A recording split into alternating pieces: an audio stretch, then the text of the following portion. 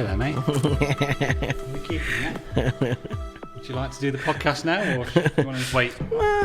Give me another wait until you've half done an hour. your life admin. Aye. Right, let's just get straight into it. Welcome back to episode 5. I'm pretty sure it's 5. It could be 6, but I think it's 5. Okay. Of Another Idea, the podcast for creatives, self-employed businesses, solo entrepreneurs, people that like art and stuff, and design. And stuff. And here we go. We're on a bit of a roll of late, aren't we? Yeah, it feels like things are moving a little bit. We've done a lot today, which is great, really. It feels really, really good. It feels like things are taking shape. Yeah. And there's always a lot more that goes into these things than I think anybody ever can, until you get into it and start doing it. yeah, It's like, I think it's like that with any profession though, isn't it? it really is. There's always more to it than meets the eye. all the nitty gritty and the admin, and yeah. Before we do get into today's episode and what it's about, I do have a little bone to pick with you though. So, okay, hit me. I've loved the process of going through this with you and building the start of the podcast, and it's been great. But I don't know about you, but I go to kind of get in my bed in the evening, and I get pushed away by my wife, and then I roll over to my side and I close my eyes, and there's an empty space, and I just try and drift off, and I find myself for about an hour and a half just having a conversation with you in my head. That's amazing. So it's like me, you, and Gemma in our bed. I'm just chatting to you about podcast stuff. Do your best ideas come from those conversations? Imaginary honestly, conversations. if I could find a way to sort of get those ideas out of my head onto a podcast, I mean, it'd be gold. It'd be absolutely gold. I always feel more comfortable when I'm in that zone at bedtime than I do sat down here in the front of the camera. Maybe that's because I'm in the comfort of my own bed. So, amazing. that's it. Amazing. I've picked that bone with you. Is there anything you'd like to say to people? Like, do you want to no, I've got no dreams. ask them very nicely to share it on social media and all that stuff? Yes, of course. As always, please follow, subscribe wherever you're at. And yeah, that's how we're going to grow. We just literally posted for the first time on the Instagram account today. And exciting. People are starting to pick it up. I guess we've been hinting at it for a little while, that what we're doing, but it feels good too. And we've got a different setup today. Yeah. Why is that, Igor? Why is that? Well, I forgot my stand from my blue mic stand. So yeah, we are sat here. And this is nice, though. Hey, I like it. Exactly, that's what I was going to say. This is why we're in the space. Making the best out of the things situation. up. Yeah, we've improvised. Yeah, indeed. And it's worked out. And we're good at that. So yeah, I like the setup. I like it's the good. setup. So, good vibes. Yeah, we might take it. So today's episode is a Q&A. Q&A. First of all, thank you so much for everybody that sent in your questions. We had fun going through them all. Oh, it was brilliant this morning. And there were a lot of very similar questions. So if we haven't chosen your specific question, please don't be offended. There were quite a few crossovers, so we had to just pick one of them. But we had a few responses, didn't we? Yeah, great responses as well. So thank you so much. It's you guys that will carry the podcast and bring a sense of community to it. So yeah, it's great to have that already. I can see an episode coming from our bed next time. What do you reckon? Gemma, you're going to need to just go off to another room. Igor's here to do a podcast. Our bed is fairly big, so yeah, there's space for some in it. Shall we move on from that wonderful image, and let's just get into question 1 straight off the bat. Boom. So, captured by Roxy. If you could go back in time to the first moment you picked up a camera and give your advice. Okay. So can you remember the first time you picked up an actual camera, a proper camera? Yeah, I do, and it felt so alien. This was whilst I was at 2 weeks ago.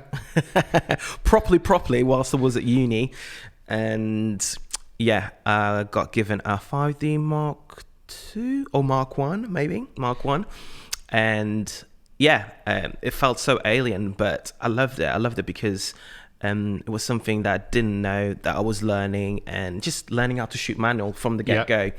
That was great, really. And yeah, if I had to go back in time, obviously it's going to be on Marty McFly's Back to the Future time machine. And yeah, if I went back, I would say to myself, shoot as much as possible, because that's where people find, or photographers find their style, or whoever you are really, the more you do something, without doubt, the more you find your feet, the more you get your style, the more you get comfortable with it and try different things. So yeah, you were spot on saying it feels alien. I think anything for the first time, or for the first few times, or for the first year or two, can sometimes feel a bit alien-esque. Very much so. I've certainly found that this week trying to do film YouTube content.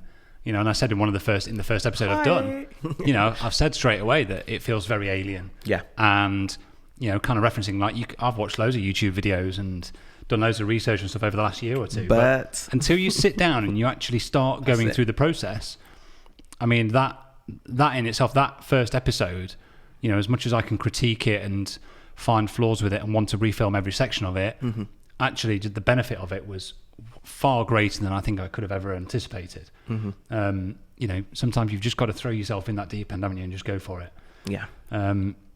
This reminds me that even yes, the question is in the context of the past, really, if you went back to the future, wherever. But it's making me think, even now, what are you doing now that makes you feel like that?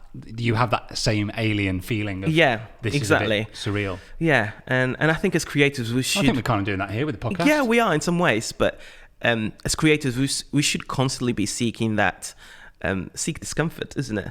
That's that YouTube channel. Constantly seeking discomfort, because it is out of those uncomfortable situations that you develop, that you grow, and something great usually comes out of that. Yeah, I agree, mate. I agree. I my first memory of using a proper camera was I did an art foundation course out of sixth form, and I dropped my art foundation course after about 6 weeks. Didn't last very long, which is probably one of my very few kind of regrets in life. I don't tend to kind of regret anything that I've done. I always think everything happens for a reason, but that was one of the very few.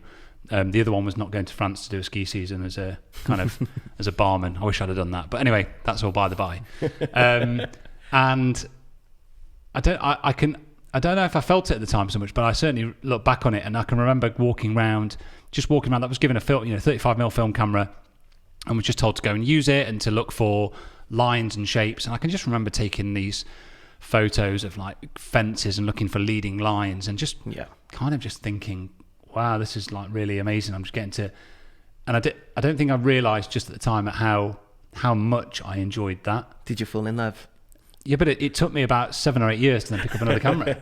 And I didn't, I did a bit of photography in between that, but never quite realised that this was going to be a career, I don't think.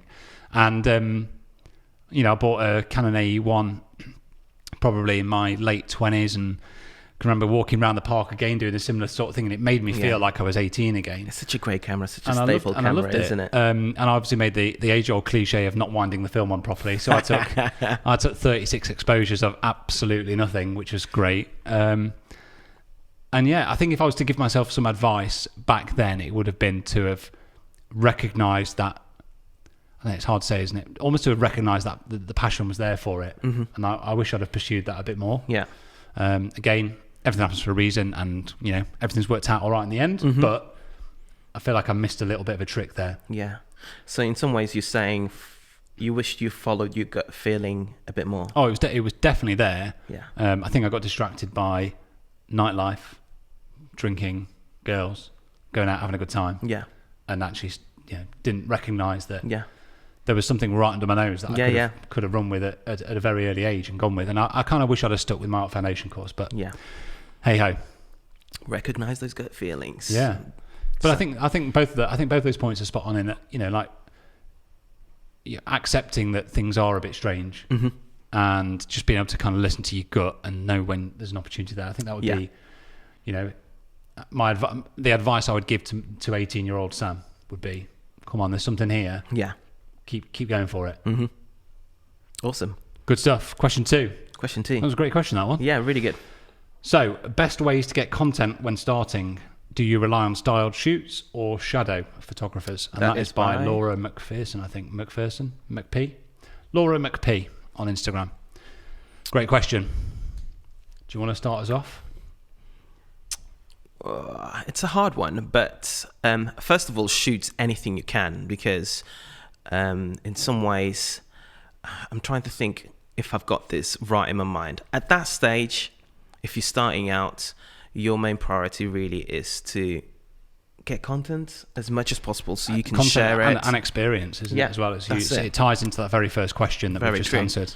Very true, because you could shoot as much content as you want, but if you don't have the experience to literally do it and get paid for it, you get into a tricky situation. But your job at that sort of stage is to get as much content as possible. So try to team up with other photographers, try to second shoot, be that annoying person that DMs 100 people in order to try and get a second shooting job or something. Be of value to the people around you or those people that you admire. Be of value to them. Try to offer something that you'll be able to do for them, and be upfront. I'm trying to get content here. I'm trying to build my career. And style shoots are a way of doing it, but at the same time I find that it's a good way of meeting other photographers that in sort of same situation. But going under a photographer, there's just so much that you can learn. Oh, enormously. I think there's a couple of points that you touched on there that are huge, and I think the first one is, I think we've touched on it in both of those questions, is about just getting out there and just shooting as much as you possibly can. Mm-hmm. And I think for me, it's kind of about being just relentlessly passionate about wanting to take photos. I had to really slow down to say that, relentlessly passionate. But it is, work's only going to come your way when you constantly put work out, and you can refine your style. The quicker you can get to the point of going, this is what I'm about, and this is my style, the better. But you've got to work through that process of finding your style. That isn't just something that just happens. You have to go out there and practice and try different things.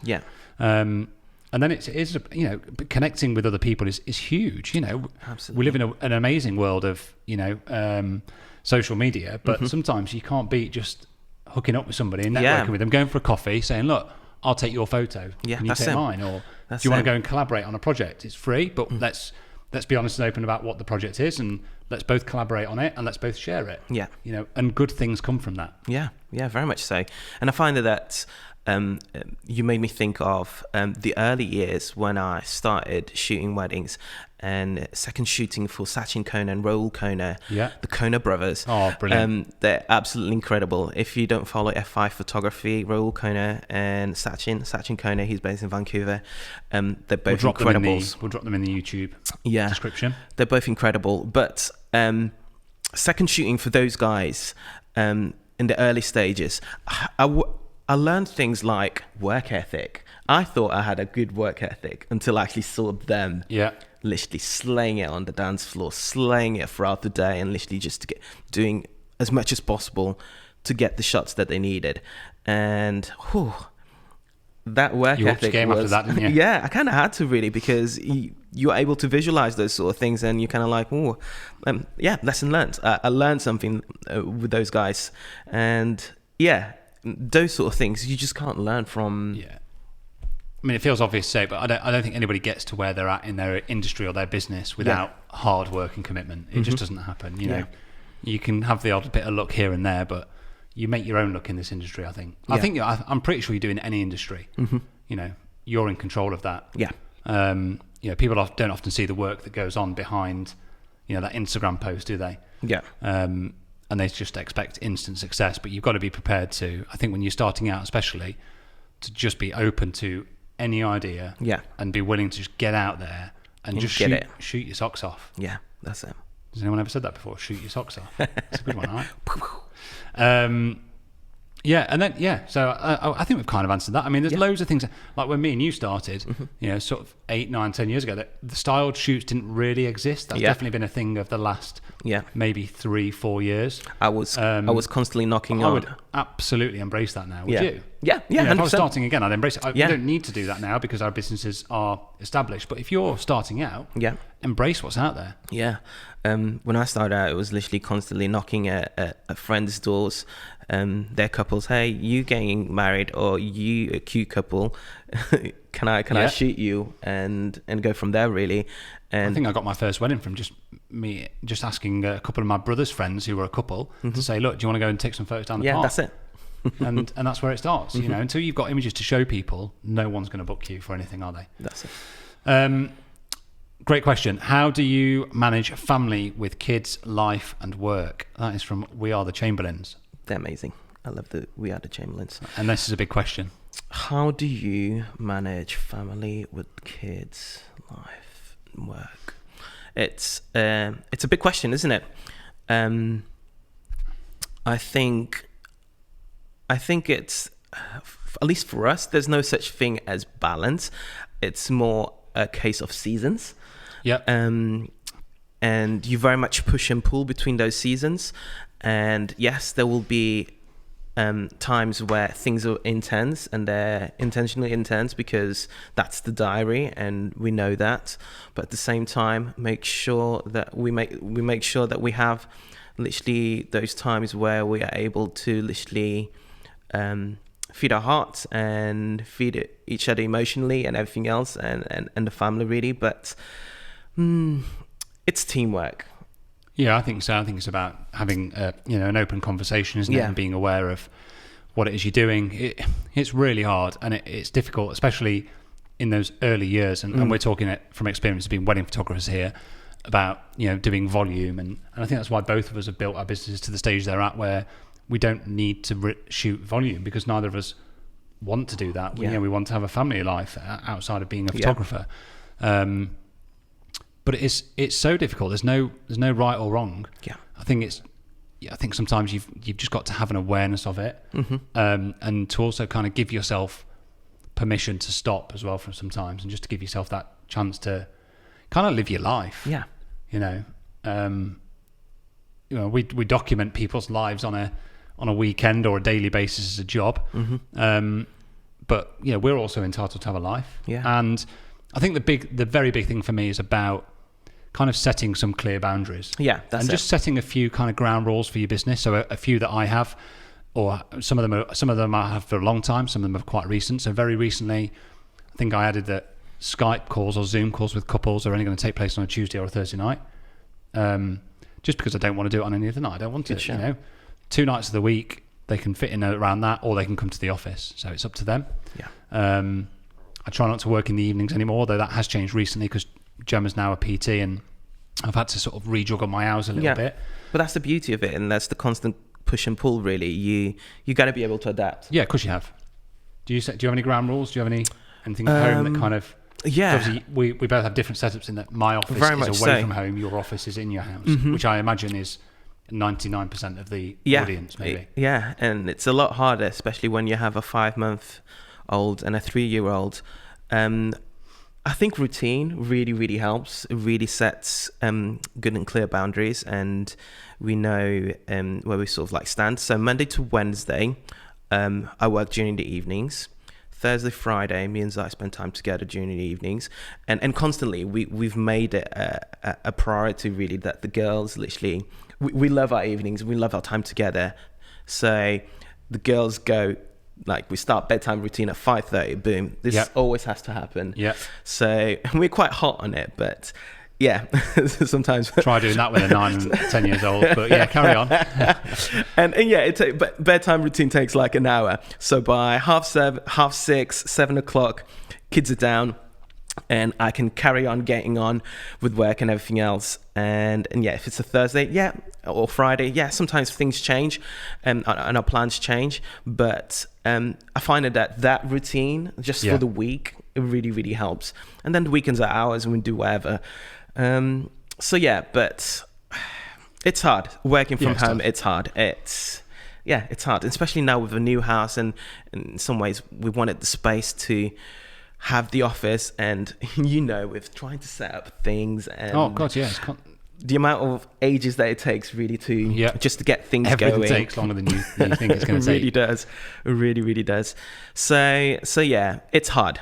That's the point that we're trying to say. But yeah, it is doable. And I find that as long as you got like clear communication or over communicate things. Sometimes and I'm really bad at that. Really, really bad at over communicating things. But I find that if you over communicate what you're thinking, what you want, and sometimes, hey, I really need this time for X. I think that things really, really help that way. Yeah. Another just one more ground rule that I set myself is if I've done like a destination wedding, or I have maybe 2 weddings on a weekend, which is rare now. I don't tend to do that as much. I'll always give myself the Monday off. Nice. And I'll just be like, right, that's I need a day just to be at home, just to get things straight and just kind of again just rest, isn't it? Yeah. Put your feet up and decompress and gain your energy. That's really good. I mean, I think that's about as good as we can answer that question. We could probably talk about that for an entire episode, couldn't we? In fact, I think we actually wrote that down on one of the episodes for later on, was about family life and balancing it amongst being a creative business. Yeah. But yeah, great question. Okay, question 4. How did you get your first destination wedding? That's from Ray Sawyer. I have to think about this one. You go. Can you remember what it was? Mine was in France, and it was, I think, £1,200 all inclusive, so included all my travel. I just wanted the job. I think it was about £2,000 at the time. No, maybe £1,500. But I wanted to go abroad for a wedding. Yeah. The law and the kind of desire to go and shoot abroad was there. I mean, it still is now. Obviously now I'm a bit more aware of the effort and the cost and the time that goes into doing that work. So I don't charge what I charged that first wedding for. But that was how it started. And I think with anything, it kind of, again, it goes right back to that very first question we answered about. The first two is about having the content that shows you do that work. I did it so that I could get some images in my portfolio that showed me to be somebody that worked abroad. In terms of how I got it, I don't know. I mean, I don't think there's a kind of secret ingredient, or there's no sort of magic sauce that we can give anybody that says this is how you get destination weddings. I believe it comes from going to every single wedding and just being as passionate and as enthusiastic and hardworking as you can possibly be, and just hoping that there's going to come a point when somebody finds you through that work and says, oh, by the way, we're getting married abroad, would you come along? And I think that's where it starts. For me, I can't remember which one came first, so I'll say the two of them really. But I think the first one was Cyprus, and it was a recommendation from another photographer, Tobias Teo, and absolutely loved it. And I think I got the bug then, if that wasn't the first one. And I just love the fact that you were landing somewhere completely alien to your usual visual aspects of things that you usually see, and just go and play, go in and capture as much as possible. And I was gobbling it up. And very much like you, I'm pretty sure I undercharged for that wedding because I simply wanted it. You have to. I simply wanted it. And I think that was the first one. But if not that one, it would have been a second shooting wedding. So I was the second shooter for my good friend Serafine Castillo, and it was You're incredible. Name dropping some today, aren't you? Just sharing the love, and he just invited me to literally his best wedding of the year, and he was capturing another wedding photographer, Pablo Leguia, and what a wedding it was. It was amazing. It was just incredible. What an experience.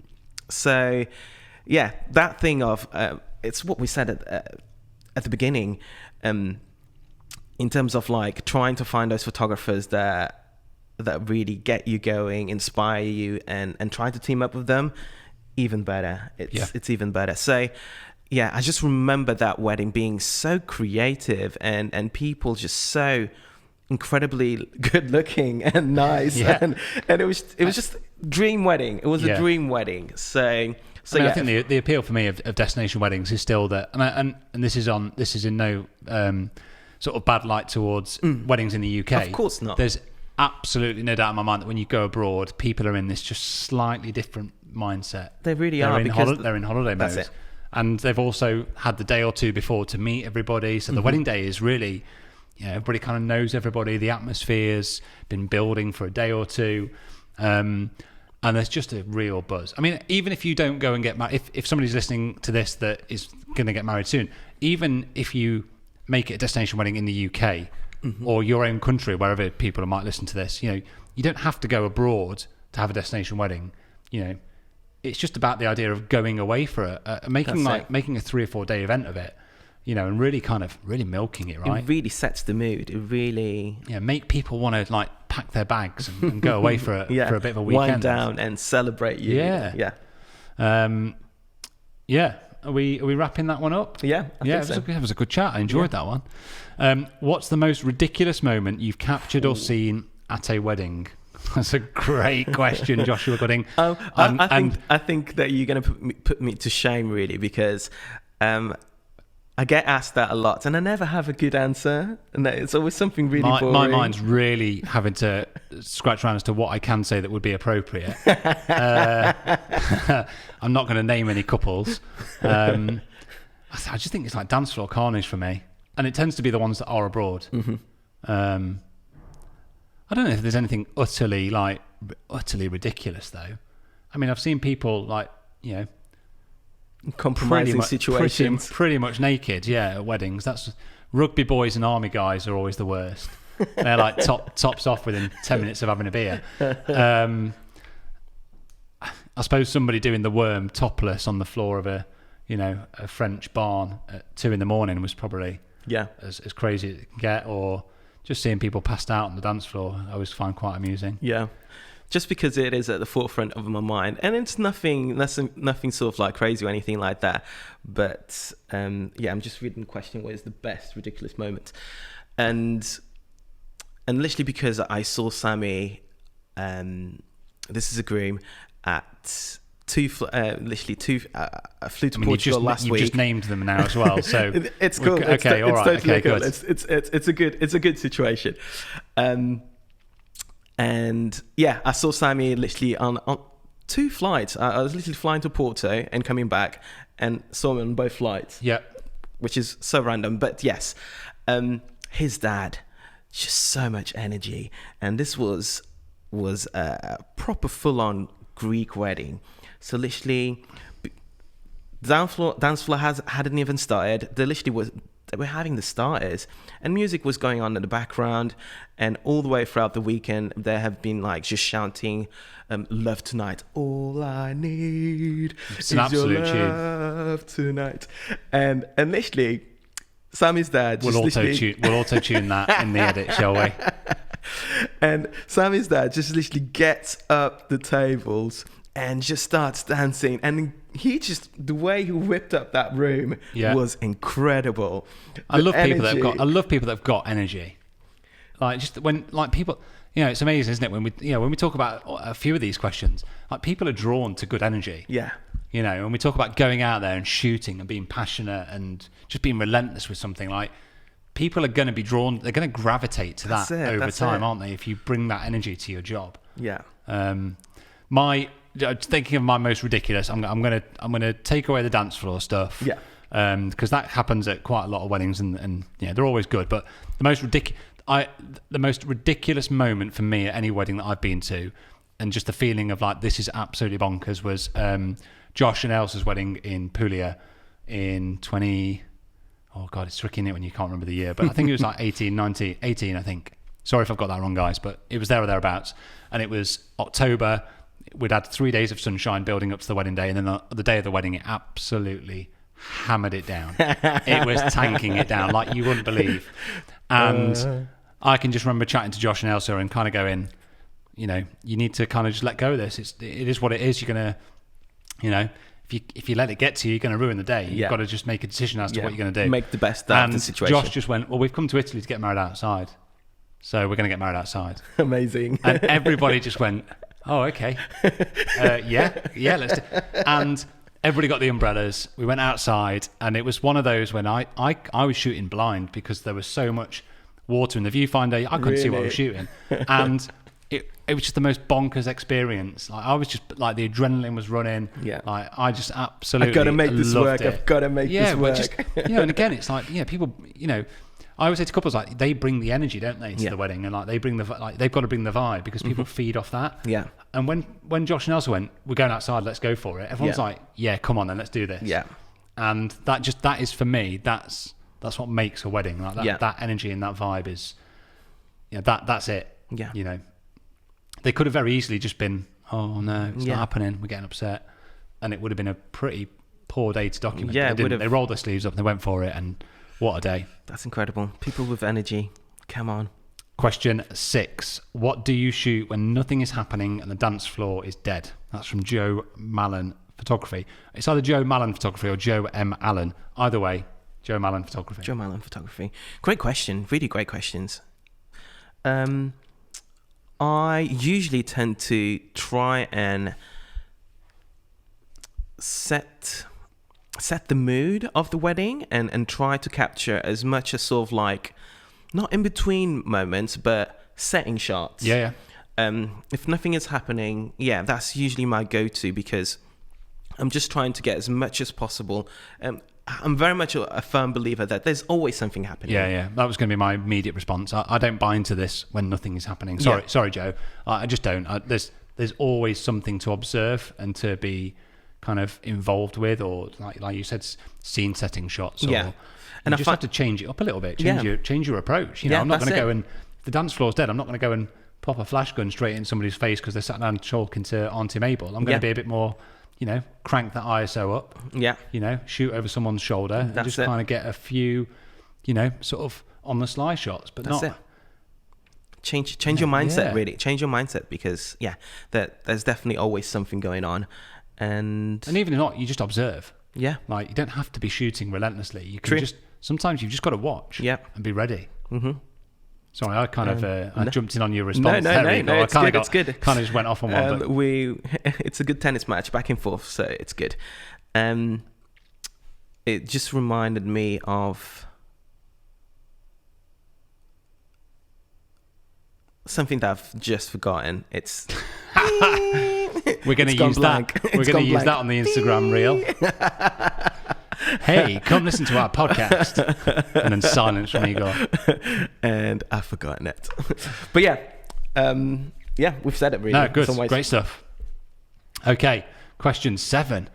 How to gain confidence as a shooter and lose imposter syndrome. That's from Fran Graffs on Insta. How to gain confidence. I mean, I think we can all relate to the imposter syndrome. I don't think anybody who is a creative, kind of working on their own in the same way that we all are, I don't think anybody can go, I don't feel like an imposter. Mm-hmm. I think you're probably a bit of a, you're probably a bit too sure of yourself if you don't feel like that. Yeah. How do you gain confidence, Igor? What do you do? I mean, for me, it ties straight back into that first question, which is just getting out there and just shooting all the time, putting yourself in uncomfortable situations, but knowing that by putting yourself in that uncomfortable situation, you're developing your mindset, your muscle memory, your experience, and you're going to draw on that later on. It's that experience that builds confidence. Yeah, it's as simple as that. I'm struggling with that question a little bit, because I feel like I am confident, but how do you gain it? I guess as you said, just literally shoot more, to the point that I feel like if I go to your wedding, I'm gonna do a really good job at it. So that only comes in some ways with experience and time. Just constantly. I mean, I had that with my wife Gemma recently as a PT. I can remember her going to her first classes that she would have to teach, and probably being up for like spending 2 or 3 hours a day before planning a class, stressing about it, worrying about it, being very low on confidence about it, to then fast forward 4 or 5 months, maybe kind of just rocking up on the day and going, I'll just put it out of my head, I know what I'm doing, kind of thing. And without her maybe realizing that her confidence has grown, because she's just been through that process. It doesn't matter what job you're doing or what industry you're involved in, it's the same process, isn't it? Yep. Just accepting that in order to become confident, you have to feel unconfident and a bit scared and a bit terrified. That's the process. And I think as well, when it comes to the imposter syndrome sort of side of things, having that someone that you are able to literally have a conversation with, hey, what do you think of this? What do you think of that? And even someone that you can actually share your work with, and sort of like someone that you give permission to be totally brutal, totally honest, and you know that whatever comes from them will come from a great place, a place that wants to see you grow, a place that wants to see you elevated. So yeah, having those people and giving them permission to sort of actually say, no, what you want about this is great, this is really good for these specific reasons. I've just thought of another little curveball to this question actually, and that is that sometimes as well, helping people that are much further down the ladder than you can sometimes just, you know, make you realize that actually you do know stuff. Like I don't think we often give ourselves enough credit to what, you know, as to what we know and how much we've developed. And I think probably since we've both become maybe educators in our industry, that probably the knock-on effect of that has been that we've both kind of gone, actually, no, we do sometimes know. We do sometimes know what we're talking about. Not all the time, but sometimes, right? Yeah. And I think that must be a side effect of teaching, is that it makes you realize, oh no, maybe I do. Maybe I do know a breaking bit things more. Down really helps you to sort of like see things clearly. And you saying that, it really made me think of my first workshop. Whenever I did my first workshop, well, probably my first talk, but no, very much the workshop, sort of like in-person workshop. After it, I was buzzing because it made me really realize, oh, I do know a lot, and I can input into people and give a positive and educational experience that really will take other people and other businesses forward, really. So yeah, having that sort of like analytical mind of breaking things down and having people that can do that for you as well. But if you can do that for yourself, even better. But having those people around really helps. Yeah. Now, we had a videographer here on the workshop a couple of weeks ago who, you know, I was kind of saying, look, why don't you look at producing a course or doing some kind of educational content for videographers? And her response was, I don't really feel like I do anything. I just turn up and I just do it. And this is a girl that was working, you know, taking stills alongside video. I'm like, you do know a lot. Like you haven't stopped to think about, you just take for granted what you do. But actually there's a stack of people beneath you that would die to get some of that kind of knowledge and experience. And sometimes you just need to stop and sit down and write down and really think about those processes. And actually, when you start to break it down, and it's amazing how often the really simple things that you think you do that you just take for granted. Yeah. A lot of people don't do that. Yeah. And they can be huge for people, you know, coming up on their, you know, building their journey. Really is. Gold nuggets, Sam. Gold nuggets. That was good. Question 8. How much of your work is informed by your artistic taste / technology? And that's from by Tom W. Good old Tom W, don't we? I love Tom. Right. Good lad. He's a good one. Great question.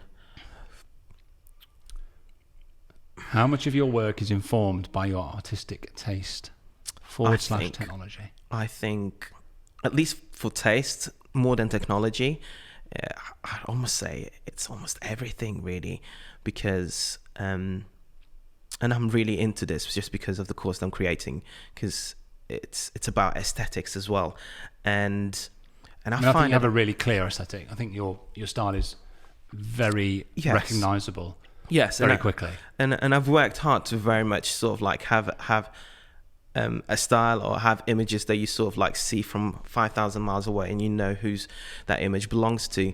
And I think the things that you consume are the ones that will really will be the deciding factor of things. The things that you sort of like allow yourself to see, and not just see but study as well. Yeah, it's very easy, and it's this is me on my rant now, Sam. Go for it. Do you want the rad baton? The rant baton. No, you take the pen. Here we go. This is me on my soapbox. But I find that as creatives, we can be so lazy sometimes at studying other artists and studying outside of our industry. Yes. I knew the answer. I was queuing just you up. Just queuing you up. Go on, carry on with the rant. Studying other artists and breaking things down and trying to figure out, why do I like this? Why do I like that image? Why do I like that piece of design? Why do I like Basquiat or Warhol? Why do Yeah, come on, Igor. come on, Igor. Give us more. Ba-dum, ba-dum. Come on. Oh, I got carried away there, Igor. Yeah, I think that we need to be a lot more proactive in terms of how we influence ourselves, really, how we influence our taste. Because if we really do that, if we really nail that down, and we're never going to get to the end of it. It's always an evolving thing. But if we really apply ourselves towards that, I find that you will find so many things about your style that you really like, or things that you already do yourself and you weren't really entirely sure that you didn't, but by simply self-analyzing and breaking down your own work, you realize that you do specific things, that your work is perhaps contrasty for a specific reason. And you start, all those elements that make you will be a lot more obvious to you that way. I can't add much to that. I think you've hit most of it on the head. The only thing I just kind of stress is the end bit is it's just about the importance of having an opinion, like really kind of forming your own opinion, and just being like, that's cool, like that's your opinion, that's what you like. It doesn't mean that everybody else likes it. Yes, very true, like, very true. We're not in this to try and just please. We're not trying to please everybody. It's about understanding what makes you tick, what you're passionate about, what you enjoy, what aesthetic and what artistic taste drives you, and just understanding what it is about that makes you go, I love that. Like what is it? If you find yourself being drawn or compelled by something visually, sometimes you've just got to stop and go, hold on, why is that?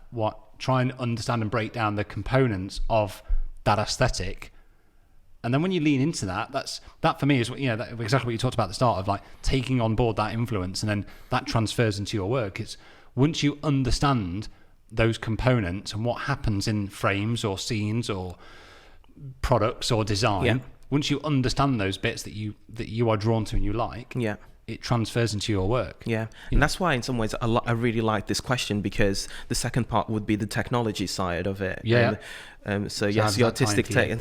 And in some ways, because of the things that we've been just talking about, the technology side almost feels like send that to the back. Because if you have those sort of like foundational sort of like ideas and awareness, that artistic awareness, you'll find ways to do what you need to do, to capture what you need to capture, or to create whatever you need to create with your grandma's camera. Or technology for me is just, it's made it easier to go through that process. But we've talked about it countless times. You could still give us a Canon 5D Mark II, and I'd still go to a wedding and shoot on it and be like, oh, I love this, and create amazing stuff. It doesn't. The technology is a tool, isn't it?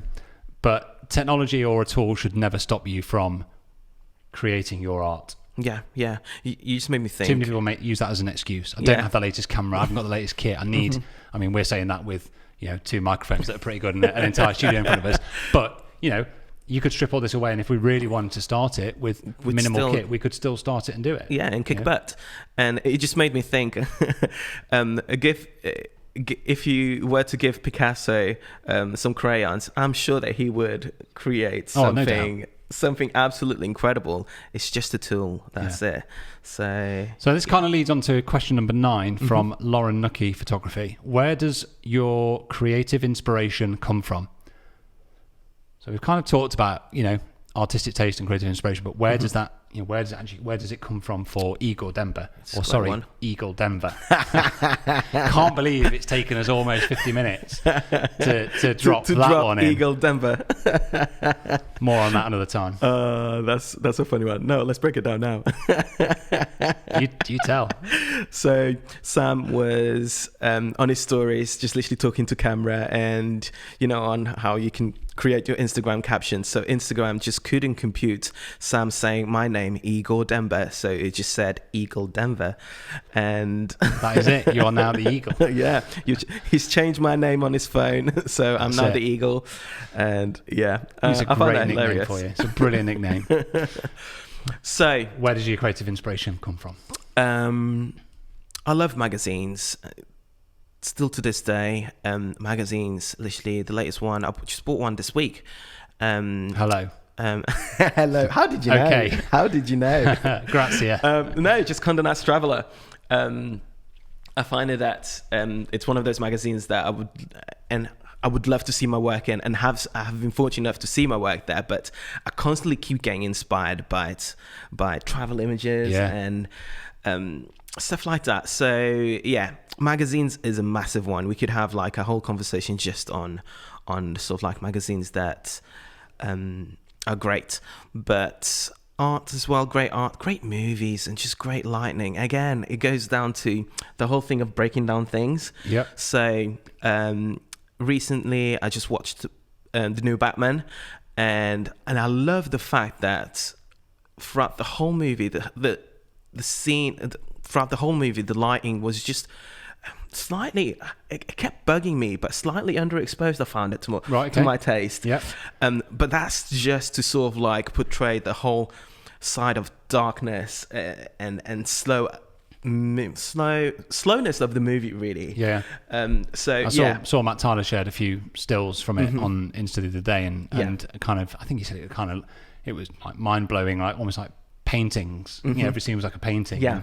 Yeah. And the scenes that he shared were incredible. I need to go and see it. It's beautiful. It's beautiful. The lighting is just incredible, really.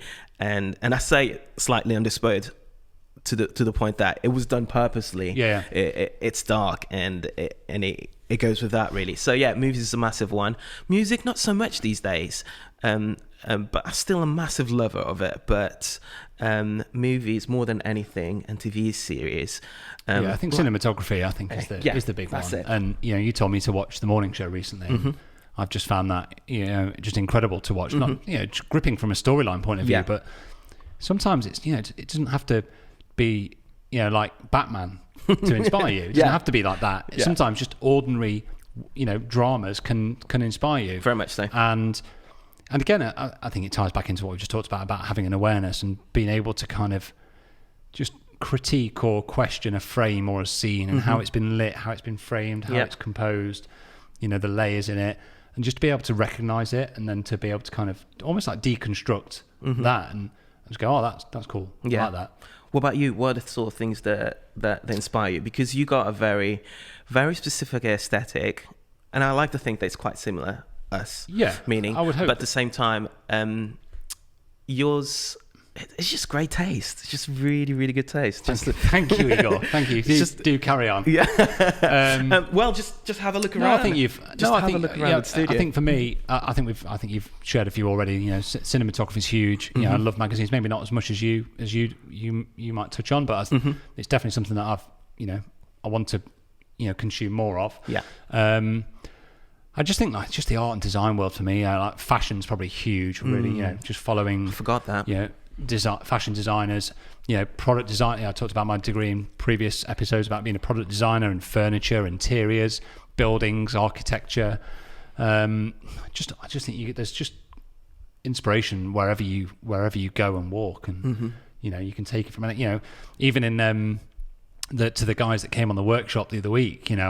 I went to London the other day and there was a billboard advert on the tube, and I just sent them a picture of this advert going, look, this, look at how it's been formatted, look at the design that's gone into it, and that, that graphic, some graphic designer in an agency has put that together, and I'm like, that's inspiring. Yeah.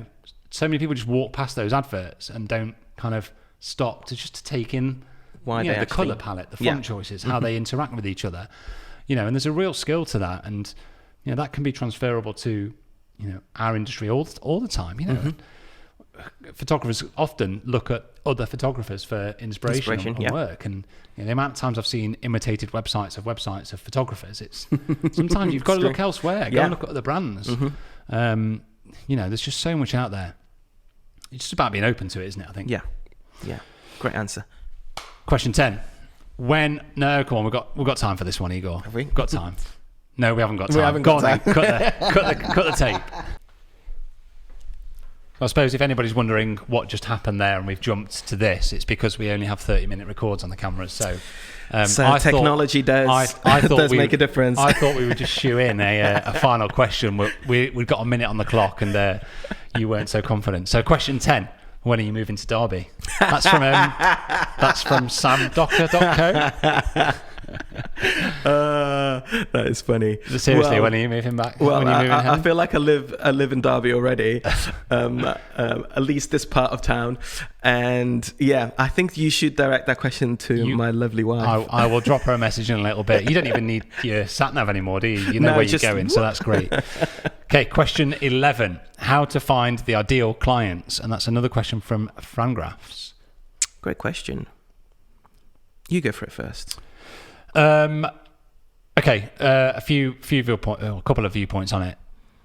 I think ideal client is often, what's the right wording for this? I know where you're going. You know where I'm going with it. I think it's kind of held on a bit of a pedestal, and it's like this idea that, you know, everybody gets their ideal clients. Everybody probably looks at me and you and think we get our ideal clients all the time. And if my clients are listening, I love all of my clients, but it doesn't always happen. You don't always get your ideal clients.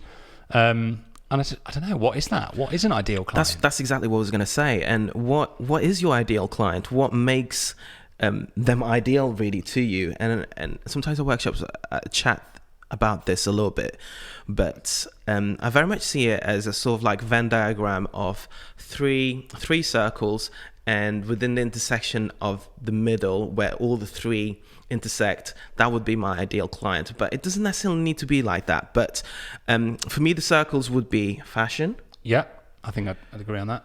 Art. Yeah. And travel. Okay. So as long as we have that within those sort of like parameters, and if you can combine all of those things, that's sort of like my ideal type of wedding that I would love to shoot, because something that it doesn't tire me to shoot destination weddings. It actually gives me life. I get excited about it. And if it is a wedding with great fashion, great dresses, great attire from the guys and whatever else, and if you bring in an artistic element to it, even better. Someone that sort of like appreciates and understands light and understands the things that we need in order to create our art. Yeah, I think I think those three circles are spot on. I think the final ingredient that I'd add to that is just the kind of the connection and but then I suppose, you know, if people have got those components to their like life and their mindset, that generally you're going to connect. We connect with those people because we're passionate about those things. That's us, exactly. Yeah, and that's us. And I think it's about maybe sort of having an awareness of what, you know, what intrigues and fascinates you and what you're passionate about. That's exactly it. Yeah. But, you know, you can put out all the work you want, and sometimes there are people that fall outside of those boundaries. Oh, yeah, totally. It doesn't mean that you kind of... I go to every wedding and give every couple gets, you know, 110% of me. Like, I go and I work hard, you know, as I'm sure you do. And sometimes you just connect with some people more than you do others. Yeah. And I think that's life, right? Yeah, that's it. And I think as well as artists is us learning how to bring those people in, how to attract those people. Yeah. Very much by stating the things that we're attracted to. So if you're into cats, you love your cats. Yeah, it's got to be out there. You have 5 of them and you love every single one. You put that at the forefront of your site or wherever, of your branding, because you will attract other people that love their cats and whatever else. And I had an inquiry recently actually about a couple who'd said, you know, they read my About Me page and they were like, you know, just your personality and everything about you shines through that page. I'm like, thank you. Yeah, like, that's what it should do. You know, and when I spoke to them, you know, a lot of photographers, they were like, they just talk about themselves as a photographer. You know, you don't get to know anything about them. So true. So true. So many times I've had couples. Even on inquiry, sometimes this was a couple or an inquiry that didn't even book me or anything like that, but we ended up just talking about Japanese whiskey. Amazing. Because Japanese whiskey. Yeah, good old Nika. Oh, but yeah, we ended up just talking about Japanese whiskey because that's on my brochure. Yeah.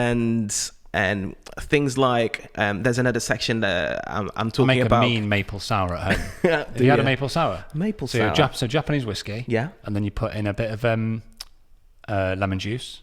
Lemon juice. Yeah. Well, we use almost like whiskey. We use a foaming bitter. Yeah, it's a whiskey sour. Okay. But you add maple syrup. Oh, maple syrup instead of maybe like a, you know, you couldn't put amaretto in it. Yeah, but yeah, sometimes I add maple honey, syrup. so it's quite similar. Yeah, a bit of maple syrup. Maple syrup. Japanese because it's whiskey, slightly lemon. salted. Yeah. Maple syrup slightly We use salted, a foaming isn't bit, it? so we don't use egg white. Yeah. Yeah, beautiful. Oh, I could have one of those now. Yeah.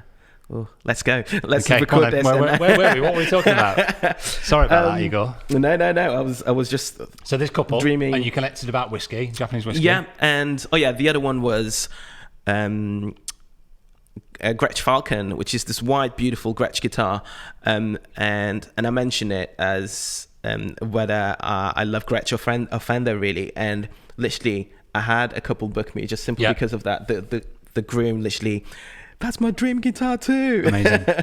and yeah, so I guess the lesson is just however random the things are, put your character across. Yeah, that's it.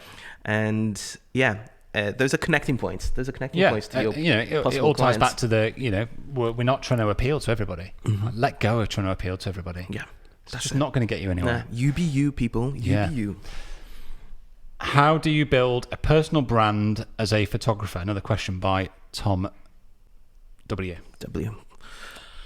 I think it sort of like connects with what we've just spoken about now. So those two questions are sort of like interlinked, really. But building a personal brand, the big thing, and you are a massive advocate for that, and constantly pushing me towards that, is show Putting up. your face out there. Show up. Yeah. Just put your face out there and show up. How good was it yesterday, though, seeing your face on Instagram? It was great. Loved it. Told you so many times that you've got to start doing it. Yeah, it's true. But again, I think if people listening to this stop and really think about who they kind of follow, it doesn't have to be on anywhere. Let's use social media as an example, right? Mm-hmm. Anybody that you follow that's succeeding or has got a big following, and it's not all about big following, but let's just kind of use that as an example. Yeah.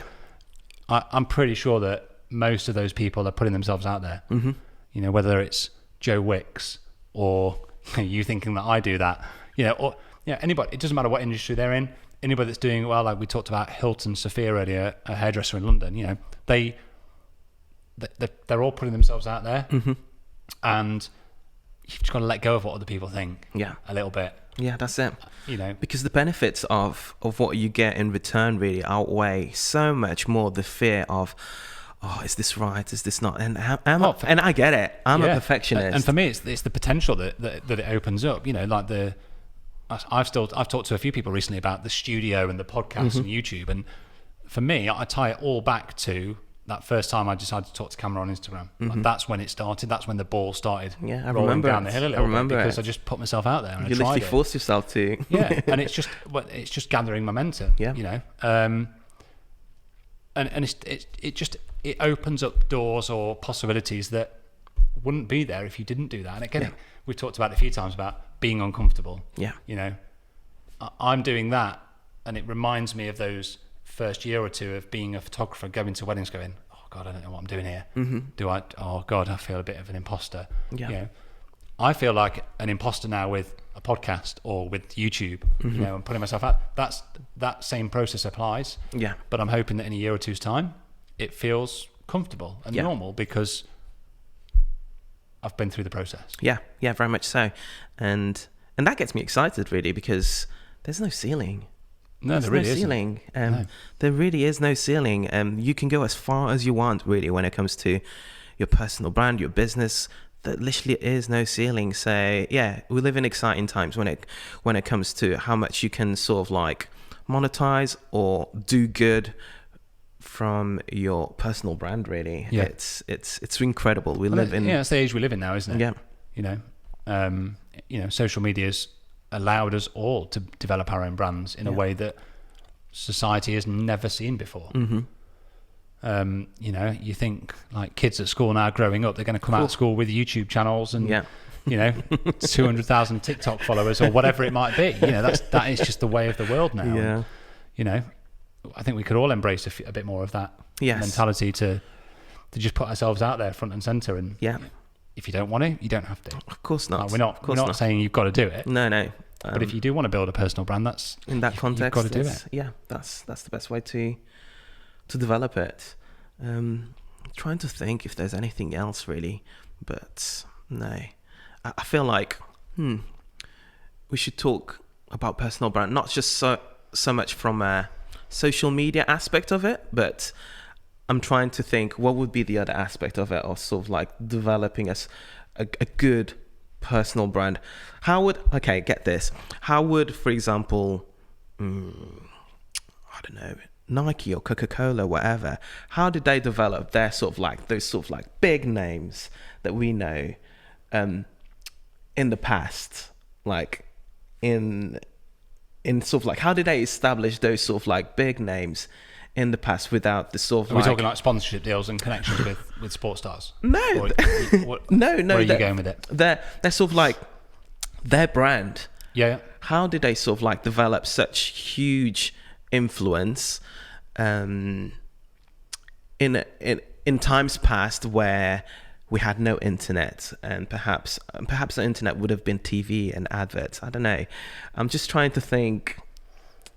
Well, it was a different medium, wasn't it? I mean, they used, famously they used sports stars to carry their brand and their image and their identity, don't they? And they still do that now.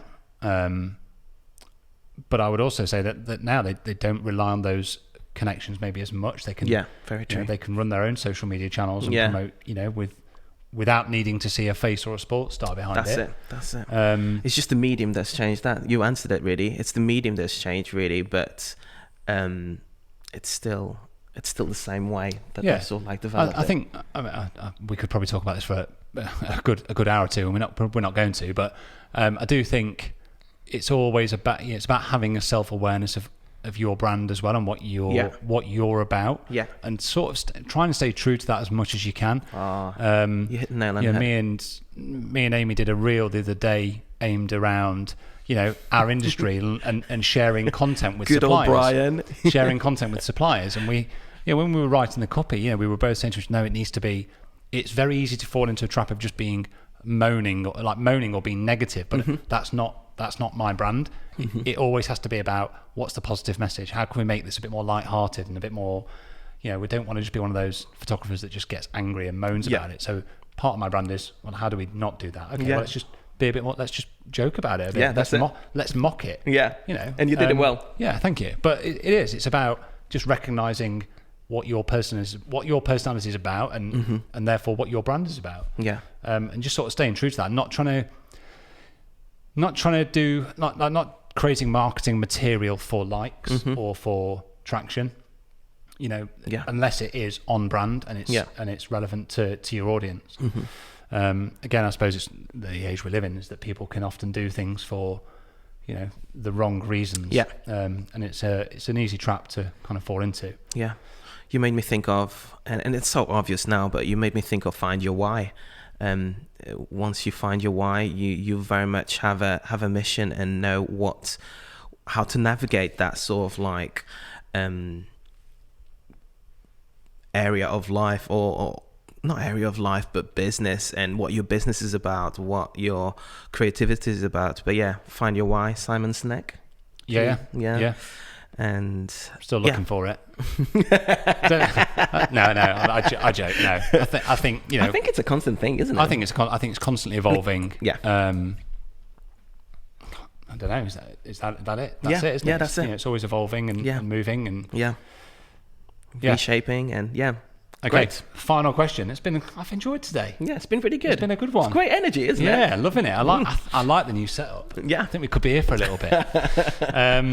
Question 30. We're going to finish on a question 13, Igor. One of them was a dummy question where I said about when are you moving to Derby, but what do you admire the most about the other person? And that's from Rebecca Carpenter. We love Rebecca, don't we? We love Rebecca.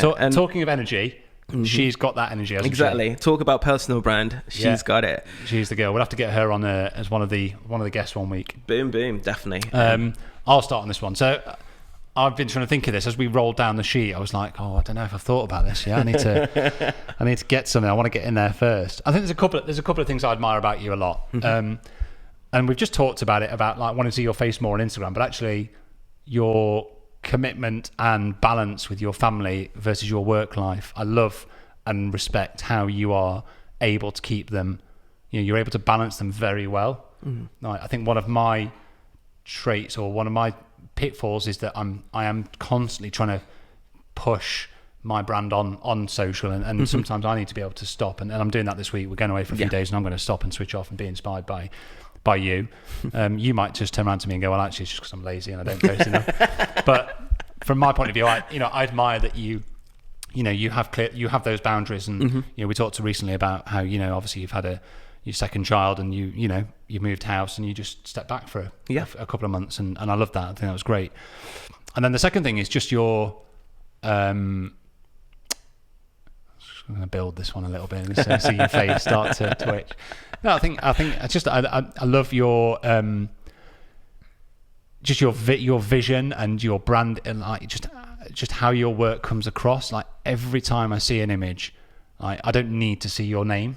Like I know it's Igor, and I think if any photographer listening to this can take anything away from what you do, it's about constantly sticking to that, that brand image, and being constantly seeking it out, constantly pushing for it, and not being can I swear, not giving a shit about what the photographers do. Like, just don't give a shit about what they're doing. Yeah. You do you, babe. Yeah, carry on. You do you, babe. Like, you do you. Sound like love of Hunts. Better than anyone else, mate. Honestly. And that's why I love your work. That's why I love you. It's what I love what you do. So yeah, those two things. Right, and that's a wrap. Right, and we are done. My turn. Here we go. No. Oh yes, something that I really admire about you is it's this great ability of bringing people together for a common goal, for a common mission, or whatever it is. Like, for example, today, the perfect example today, we had Jess here. What's Jess' surname? So Jess Somerville. So she came on my phase 2 workshop a couple of weeks ago, and is a brilliant photographer. And you just literally booked her in to be part of what we're doing, and the same way that you brought Amy here into the studio into what you were doing,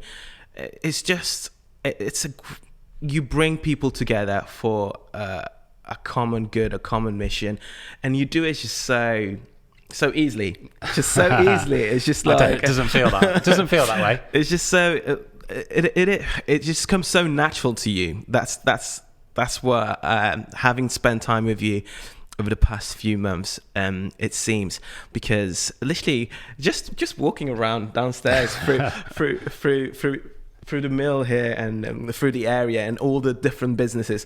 Hi Gary, hi so and so. Are you coming today? Blah, blah, blah. Do you know what I mean? That's a skill, and that's something to be celebrated, because you are able to bring people together in such a great way, constantly having a positive attitude towards them, and it just elevates. Everybody wins. Yeah. Even just now, I've insisted on her charging us more. I was like, no, you need to put another 50 quid on that. So that's not enough. But okay, no, that's great. I think, it's. I don't know how to take that. It's very nice of you to say so. Thank you. You do that. You do that incredibly well, and then. Again, it comes to visual taste. I just admire your visual taste so much. And yes, we have quite similar taste, because there's some. I walk around here and I'm like, I've got that. So I love your dining table, don't I? Thank you very much. Yeah, it's a great dining table. You bought some new chairs yet? Not yet. Still got those tatty old wooden ones. Yes. You need to change those, don't you? We need to change those. But your visual taste, it's one of the things that I think that's why we get on so well, and that's why we, out of the many things why we get on well, it's one of the things that we, But I suppose that goes back to ideal client, doesn't it? And that chart, or that, what did you call it? What graph? The diagram. It's about having those shared common interests. Yeah. If we didn't have those, would we be sat here chatting? Probably not. Yeah, probably not. There would be elements that we would have in common and stuff, but when those things align so well, it's hard to kind of like keep those people away from you. You kind of like... and then it becomes about being, it's that energy, isn't it? Like being drawn to the energy. That's it. So keep those people together. So that's the two things that I really, really admire about you. And yeah, just keep going. Just keep going, man. Let's keep going. Yeah. Brilliant. That was a great episode. Really good. Enjoyed that. Yeah, same here. Felt like we covered some really good, and we couldn't have done it had people not asked those questions. So thank you to everybody that's asked a question. Thank you to the people that asked questions that didn't get them read out. There was a lot of kind of crossover, as we said at the start. But that is basically a wrap for this episode. Yeah. Anything else you want to close out with, Igor? No, aside from subscribe, comment and like and share everything that you can see. And yeah, that's the way that this podcast will grow, and that's the way that we will be able to keep bringing this sort of content to you guys. We're not too far off bringing in first guests, are we? So yeah, if there is anybody that you would like me and Igor to sit down with and have a chat to them about, Japanese whiskey. Yeah. My mind's gone completely Gretches, blank. But Falcons, anything. Product design. If there's anybody you want us to have a chat with, it doesn't matter what industry they're in, they just have to be creative in some kind of form. We'd love to know. So drop it in the comments, DM us, the more random, message the us, better. whatever. Yeah, we want to speak to people that might not at first seem obviously creative. Yeah. Does that make sense? Yeah, it does. 'Cause I think we're all creative. Yeah, I know what I meant by that. Yeah. Okay. Rather than waffling on for the next 4 minutes, shall we just say thank you. See you next week for episode 6. Peace out, fam. Cheers, guys.